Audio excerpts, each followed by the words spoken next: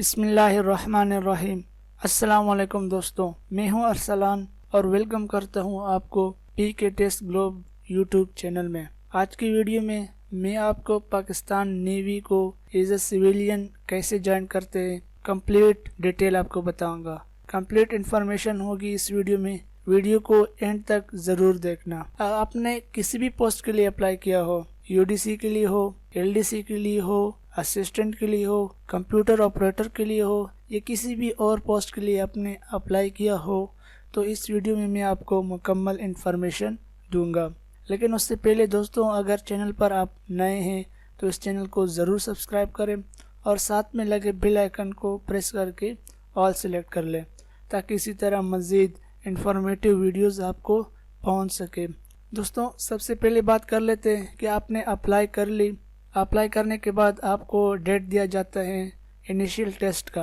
अब initial test के बारे में मैं आपको बता दूं, अक्सर लोग इसमें परेशान रहते हैं, कहते हैं कि यार मैंने तो कंप्यूटर के लिए अप्लाई किया है तो मेरा क्या टेस्ट होगा। कोई कहता है मेरा स्टेनोटाइपिस्ट के लिए मैंने अप्लाई किया है, मेरा क्या टेस्ट होगा। तो दोस्तों, यहाँ पर एक बात बता दूँ कि एकेडमिक टेस्ट सबका सेम होता है। जो कंप्यूटर के लिए जिसने अप्लाई किया होता है उसका एक टेस्ट ज़्यादा लिया जाता है, बाकी उनका भी सेम प्रोसेस होता है। अब यहाँ पर मैं आपको एक बात बता दूँ कि सबसे पहले जो टेस्ट लिया जाता है वो इंटेलिजेंस टेस्ट होता है। उसमें 75 एमसीक्यूज़ होते हैं, 75, और 30 मिनट का टाइम आपको दिया जाता है। ठीक है फ्रेंड। 50 एमसीक्यूज़ वर्बल के होते हैं जो सीरीज़ वाले क्वेश्चन होते हैं, और 25 एमसीक्यूज़ नॉन वर्बल के होते हैं। ठीक है फ्रेंड। अब दूसरा टेस्ट होता है एकेडमिक टेस्ट का। एकेडमिक टेस्ट में अक्सर लोग परेशान रहते हैं, बहुत सारे लोगों ने मेरे को मैसेज किया था। यहाँ पर मैं आपको क्लियर कर दूं, एकेडमिक टेस्ट में इंग्लिश होता है, इसके साथ साथ जनरल नॉलेज की एमसीक्यूज होते हैं, इसके बाद इस्लामियात की भी कुछ एमसीक्यूज होते हैं, पाक स्टडी के भी होते हैं। ठीक है। ये ज़रूरी नहीं है इस्लामियात के कभी एक सवाल आ जाता है, कभी दो आ जाता है, कभी नहीं होते हैं, लेकिन आ सकते हैं, होते हैं, ये पैटर्न में है। और बेसिक साइंस होता है। बेसिक साइंस अक्सर सेंटर में इसके क्वेश्चन आते हैं, किसी में नहीं आते हैं, लेकिन आते हैं, ये भी एक दो सवाल ज़रूर आते हैं। ठीक है फ्रेंड। अब यहाँ पर एक और बात मैं आपको बता दूं कि यहाँ पर एक टेस्ट लिया जाता है कंप्यूटर का। जिन्होंने एलडीसी के लिए अप्लाई किया होता है, यूडीसी के लिए, डेटा एंट्री ऑपरेटर के लिए, असिस्टेंट के लिए या स्टेनोटाइपिस्ट के लिए, मतलब कि आपने कंप्यूटर पोस्ट के लिए अप्लाई किया है, तो यहाँ पर आपका कंप्यूटर टेस्ट लिया जाता है। उसमें 25 एमसीक्यूज होते हैं, 15 मिनट का टाइम दिया जाता है। 25 एमसीक्यूज में क्या होता है, 25 एमसीक्यूज में मिक्स क्वेश्चन होता है। बेसिक कंप्यूटर के 9 एमसीक्यूज होते हैं, एमएस वर्ड के बारे में एमसीक्यूज होते हैं, एक्सेल के बारे में एमसीक्यूज होते हैं, पावर पॉइंट के बारे में एमसीक्यूज होते हैं, शॉर्टकट कीज के बारे में एमसीक्यूज होते हैं। ठीक है। और उसके बाद जब आपके सारे टेस्ट पास हो जाते हैं, फिर आपका आखिरी में टाइपिंग टेस्ट भी होता है। यहाँ पर आपको एक बात बता दूं कि जब आपका पहला टेस्ट पास हो जाता है तो आपको दूसरा टेस्ट मिलता है, जब दूसरा पास हो जाता है तो तीसरा मिलता है। इसी तरह ये सीरीज जारी रहते हैं। अब टेस्ट में अपने पास कैसे करना है। टेस्ट में नेगेटिव मार्किंग नहीं होती, पहला टिप। दूसरी टिप ये है कि अपने टाइम को वेस्ट नहीं करना है। अक्सर लोग 90% लोग जो फेल होते हैं वो टाइम की वजह से फेल हो जाते हैं कि वो एक ही सवाल पर कड़े रहते हैं। फ्रेंड, कोई सवाल आपको नहीं आता हो उसको उधर ही छोड़ दो, आगे बढ़ो। आखिरी में जब आपके पास अगर टाइम बचा तो वापस सवाल पर आ जाओ जो आपने सोल्व नहीं किया था। ठीक है। अब आगे बढ़ते हैं कि जिनका टेस्ट हो गया, कुछ दिन बाद वो जो मतलब उनके पास एसएमएस आता है तो उनको फिर पर्सनैलिटी टेस्ट के लिए बुलाया जाता है। ये टेस्ट कभी कभी आखिर में होता है और कभी कभी पहले होता है। ठीक है दोस्तों, ये कंफर्म नहीं है, ये मुख्तलिफ सेंटर के बेसिस पर होता है। तो इसके बाद मेडिकल होता है, पर्सनैलिटी टेस्ट के बाद मेडिकल होता है। मेडिकल दोस्तों सबका सेम होता है। मेडिकल के लिए आपको एसएमएस के जरिए से बुलाया जाता है। ठीक है। मेडिकल के लिए जाने से पहले आपको बताया जाता है कि आपने अपने सारे डॉक्यूमेंट्स लाने होते हैं वेरिफिकेशन के लिए, और मेडिकल के लिए आपने कुछ अपने भी ज़ाती पैसे भी लाने पड़ते हैं, कुछ टेस्टें करनी होती है। ठीक है। अब ये बता दूं कि मेडिकल में क्या लोग क्यों अनफिट हो जाते हैं, किन वजूहात पर अनफिट हो जाते हैं। दोस्तों, मेडिकल में कुछ चीज़ें ऐसी होती हैं कि जिनमें रियायत होती है, कुछ चीज़ें ऐसी होती है कि जिनमें रियायत नहीं दी जाती। ठीक है। सबसे पहली बात यह है कि फ्रेंड, कद आपका जितना मांगा है अगर उतना है तो ठीक है, नहीं है आपको कभी भी सिलेक्ट नहीं करते, पहली बात।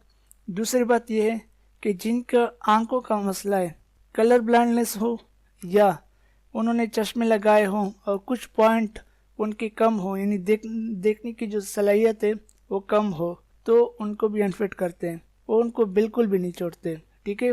अच्छा, यहाँ पर रियायत किस में दी जाती है? ओवरवेट वाले को। ओवरवेट वाले को कुछ दिन देते हैं, उनको बोलते हैं कि या तो अगर वज़न ज़्यादा है तो बोलते हैं कि कम करो, और अगर वज़न कम है तो अंडरवेट जो होते हैं तो उनको बोलते हैं कि भाई वज़न बढ़ाओ, खाओ पियो वज़न बढ़ाओ।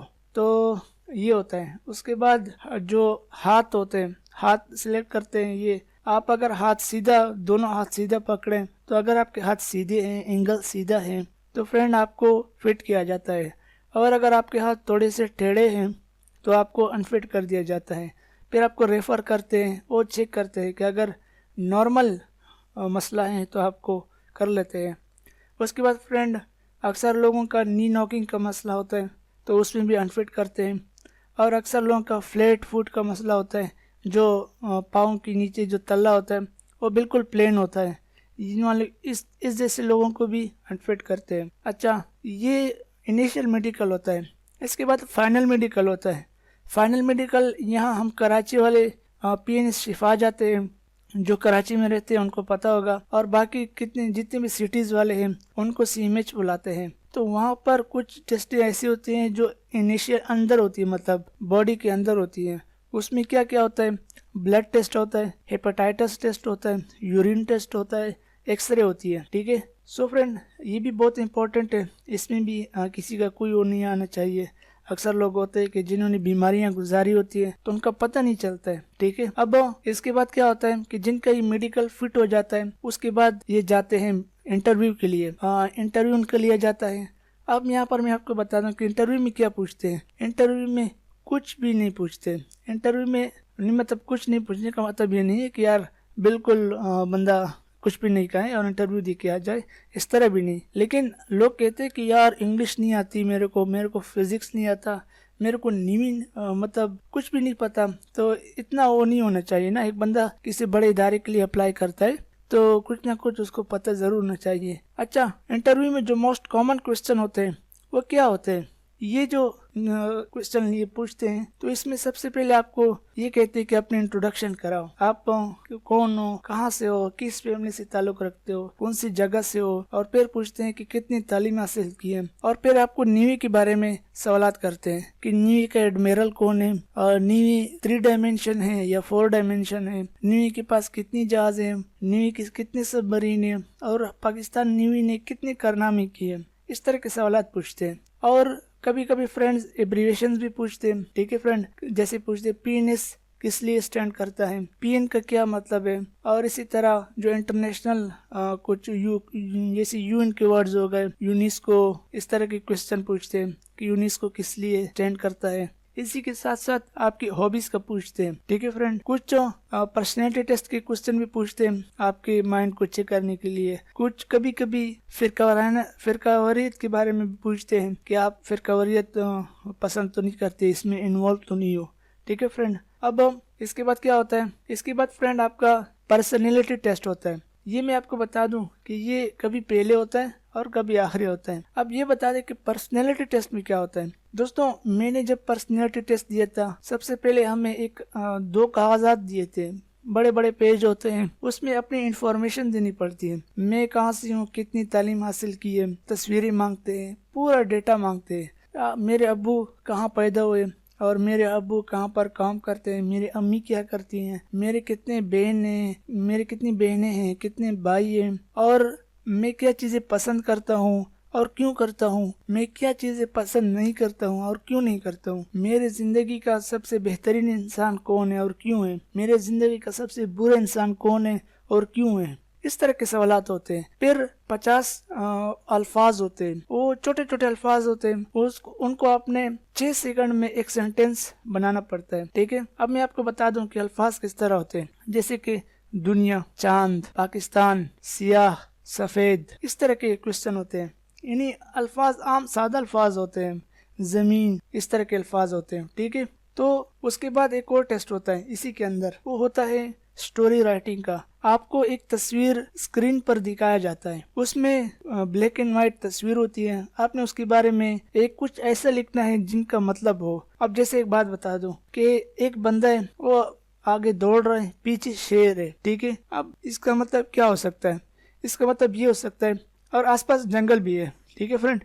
इसका मतलब ये हो सकता है कि एक बंदा जंगल गया, किसी भी चीज़ के लिए गया हो, किसी चीज़ ढूंढने के लिए गया हो, या सैर व तफरी के लिए गया हो, या शिकार के लिए गया हो। शेर ने उसको देख लिया, शेर उसके पीछे भागा और वो उससे भागने में लग गया, ठीक है फ्रेंड। इस तरह का आपने लिखना है। मुख्तसर टाइम होता है, 6 मिनट का टाइम होता है, ठीक है। अब यहाँ पर आखिरी में पर्सनैलिटी टेस्ट के एक और हिस्सा है, वो होता है कि अपनी जिंदगी का यादगार कोई लम्हा हो, कोई वाक्य हो, कोई जो आपने कारनामा अंजाम दिया हो, वो लिखे, ठीक है। फिर होता है कि अपने दोस्त के 5 खूबियाँ लिखे, और फिर लिखते हैं कि 5 खामियां लिखे। कभी कभी ये पूछते हैं, कभी कभी पूछते हैं कि भाई अपनी 5 खूबियाँ लिखो, फिर पूछते हैं कि 5 खामियां लिखो, ठीक है। और फिर आपको आखिरी में एक सवाल ये होता है कि एक ऐसा तस्वीर बनाओ और उसके नीचे कुछ लिखो जिसका कोई मतलब हो। मिसाल दे रहा हूँ कि आपने तस्वीर बनाई बिल्डिंग की, बिल्डिंग के आगे कोई सिक्योरिटी गार्ड की तस्वीर बना दी, ठीक है। तो अभी नीचे आप क्या लिखेंगे कि ये कोई टावर है, कोई बहुत बड़ी बिल्डिंग है, उसका आगे सिक्योरिटी गार्ड सिक्योरिटी दे रहा है। इस तरह मीनिंगफुल कोई आपने लिखना है। अच्छा, अब आखिरी फाइनल बात मेरिट होती है, मेरिट लगती है। मेरिट के बाद आपको जो है ना सिलेक्शन का वो आता है, एसएमएस आता है, या आपको इनकी जो ऑफिशियल वेबसाइट है उससे आपको जो है ना आगाह किया जाता है। तो सिलेक्शन के बाद भी बहुत प्रोसेस होते हैं। सबसे पहले प्रोसेस आपकी डॉक्यूमेंटेशन होती है, आपने डॉक्यूमेंट सारे जमा कराने होते हैं, कॉपीज जमा करानी होती है, विटनेस होता है, और बहुत सारा वो होते हैं, तस्वीरें जो है ना जमा करानी पड़ती है। फिर आपको एक जिन फॉर्म दिया जाता है, फिर आपको कहते हैं कि इस तारीख में यहाँ पर आपने रिपोर्ट करना है। तो उम्मीद करता हूँ कि आपको वीडियो पसंद आई होगी। वीडियो पसंद आए तो ज़्यादा से ज़्यादा लाइक करना और अपने दोस्तों के साथ शेयर ज़रूर करना, हो सकता है कि किसी का फ़ायदा हो जाए। थैंक्स फॉर वॉचिंग, चैनल को ज़रूर सब्सक्राइब करना। मिलते हैं अगली वीडियो में। अल्लाह हाफिज़।